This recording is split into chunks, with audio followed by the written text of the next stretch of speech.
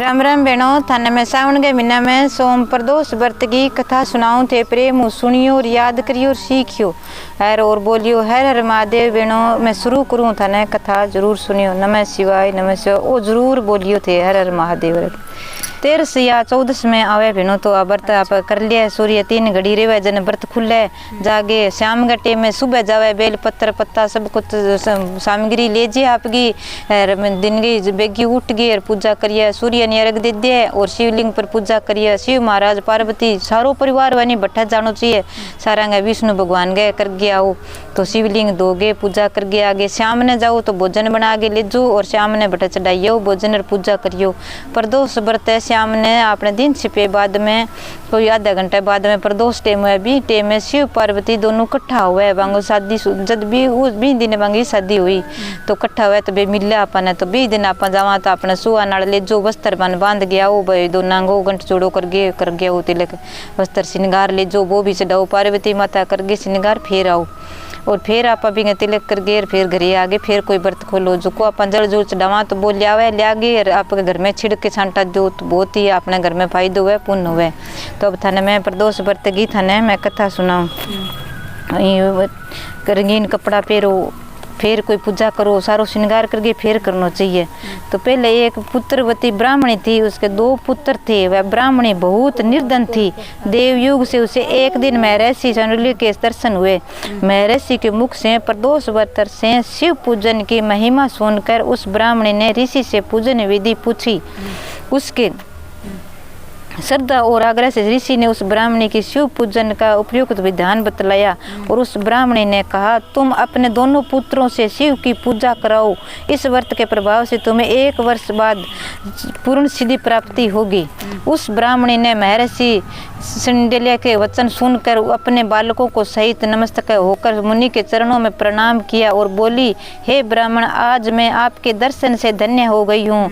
मेरे ये दोनों कुमार आपकी शरण में है। यह सूचिव्रत मेरा पुत्र है और यह राजसूत मेरा धर्म पुत्र है। ये दोनों बालक आपके सेवक में, आप मेरा उद्धार कीजिए। उस ब्राह्मणी को शरणागत जानकर मुनि ने मधुर वचनों द्वारा दोनों कुमारों को शिवजी की आराधना विधि बताई। तदन से वे दोनों बालक और ब्राह्मणी मुनि को प्रणाम कर शिव मंदिर में चले गए। उस दिन से वे दोनों बालक मुनि के कथानुसार नियम पूर्वक प्रदोष काल के शिव जी की आराधना करने लगे। पूजन करते हुए उन दोनों को 4 महीने बीत गए। एक दिन राजसूत की अनुपस्थिति में सूचिव्रत स्नान करते नदी के किनारे चला गया और जल क्रीड़ा करने लगा। संयोग से उस समय नदी की तलहटी में चमकता हुआ धन का बहुत बड़ा कलश दिखाई पड़ा। उस धन पूर्ति कलश को देखकर सूचिव्रत बहुत ही प्रसन्न हुआ। उस कलश को सिर पर रख कर ले आया। कलश को भूमि रख कर वह अपनी माता से बोला, हे माते, शिवजी की महिमा तो देखो, भगवान ने उसे घड़े के रूप में हमें संपत्ति दे दी है। उसकी माता घड़े को देखकर आश्चर्य करने लगी और राजसूत को बुलाकर कहा, बेटे मेरी बात सुनो, तुम दोनों इस धन को आपस में आधा आधा बांट लो। माता की बात सुनकर सूचिव्रत अत्यंत प्रसन्न हुआ, परंतु राजसूत ने अपनी अहमति से प्रकट करते हुए कहा, हे माँ, यह धन तेरे पुत्र के पुण्य से उसे प्राप्त हुआ है। मैं इसके किसी प्रकार का हिस्सा लेना नहीं चाहता, क्योंकि अपने किए हुए कर्म का फल मनुष्य स्वयं ही भोगता है।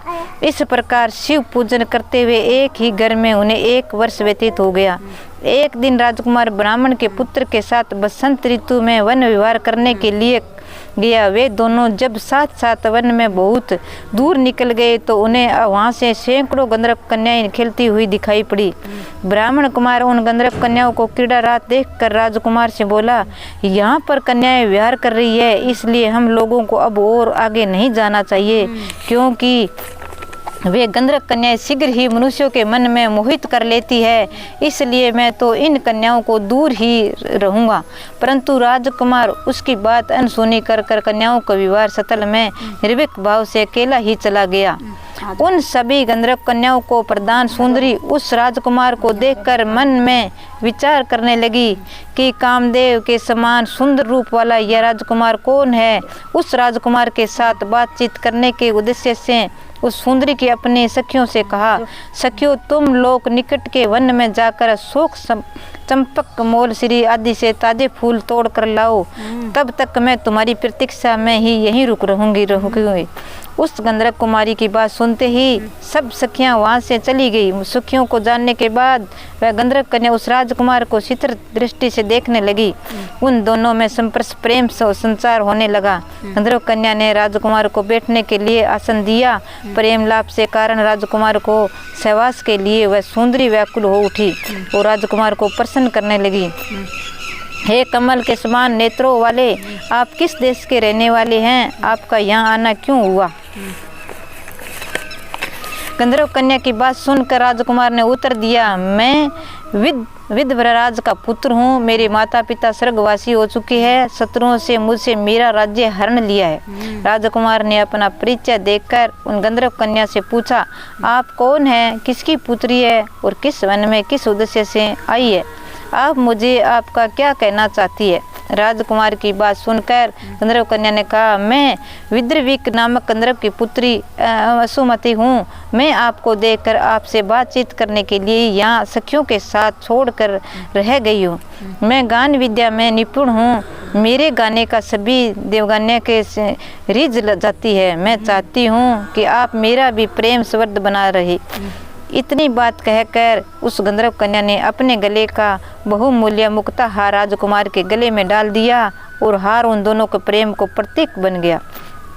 इसके पश्चात राजकुमार ने उस कन्या से कहा, हे सुंदरी, तुमने जो कुछ कहा है वह सत्य है, लेकिन आप राज्य विहीनी राजकुमारी के पास कैसे रह सकेगी? आप अपने पिता की अनुमति के लिए बिना मेरे साथ कैसे चल सकेगी? राजकुमार की बात पर वह कन्या मुस्कुरा कर कहने लगी, जो कुछ भी हो मैं अपनी इच्छा से आपका वर्ण करूंगी। अब आप परसों प्रातःकाल यहाँ पर आएगा। मेरी बात कभी झूठ नहीं हो सकती। गंधर्व कन्या ऐसा कहकर पुनः अपनी सखियों के पास चली गई। इधर वह राजकुमार भी सूचीवर्त के पास जा पहुंचा और उसने अपना सारा वृत्तांत कह सुनाया। इसके बाद वे दोनों घर को लौट गए। घर पहुंचकर उन दोनों ने ब्राह्मणी से सब हाल कहा, जिससे सुनकर वह ब्राह्मणी भी हर्षित हुई। गंधर्व कन्या द्वारा निश्चित दिन को वह राजकुमार सूचितवर्ती व्रत के साथ उसी वन में पहुंचा। वहां पहुंचकर उन लोगों ने देखा गंधर्वराज ने उन दोनों राजकुमारों को अभिनंदन करते उन्हें सुंदर आसन पर बिठाया और राजकुमार से कहा, मैं परसों कैलाशपुरी को गया था। वहां पर भगवान शंकर पार्वती से सहित विराजमान थे। उन्होंने अब मुझे अपने पास बुलाकर कहा, पृथ्वी पर राजस्यूत होकर धर्मगुप्त नामक राजकुमार घूम रहा है। शत्रुओं से उसके वंश को नष्ट भ्रष्ट कर दिया है। वह कुमार सदा ही भक्तिपूर्वक मेरी सेवा किया करता है, इसलिए तुम उसकी सहायता करो, जिससे वह अपने शत्रु से विजय प्राप्त करके।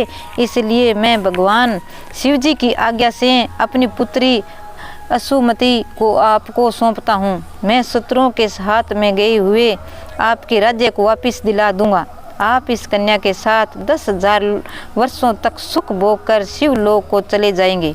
शिवलोक में जाने पर भी मेरी पुत्री इसी शरीर से आपके साथ रहेगी। इतना कहकर गंधर्व ने अपनी पुत्री का विवाह राजकुमार के साथ कर दिया। दहेज में अनेक बहुमूल्य रत्न, वस्त्र, रथ आदि प्रदान किए। इसके अतिरिक्त दास दासियां तथा शत्रुओं को विजय होने पाने का गंधर्व को चतुर्वर्गिणी की सेना भी दी। राजकुमार ने गंधर्व को सहायता से शत्रुओं को नष्ट कर दिया और वह अपने नगर में प्रविष्ट हुआ। मंत्रियों ने राजकुमार को शासन पर बिठाकर उसका राज्याभिषेक किया। अब वह राजकुमार राज सुख भोगने लगा। जिससे दरिद्र ब्राह्मण ने उसका पालन पोषण किया था, उसने ही राजमाता के पद पर आसीन किया गया। वह सूचीवर्त की उसका छोटा भाई बना। इस प्रकार प्रदोष व्रत में शिव पूजन के प्रभाव से वह राजकुमार दुर्बल पद को प्राप्त हुआ। जो मनुष्य प्रदोष काल में अथवा नित्य ही इस कथा को श्रवण करता है, वह निश्चय ही सभी कष्टों को मुक्त होता है और अंत में वह परम पद की अधिकारी बनाता है। तो आ बहनों, प्रदोष व्रत कथा ही सोमवारगी श्रावण में सुनीजिए और प्रेम थे सुनियो और सीखियो और बोलियो। एक बार जरूर बोलो, हर हर महादेव, हर हर महादेव, नमः शिवाय, हर हर महादेव।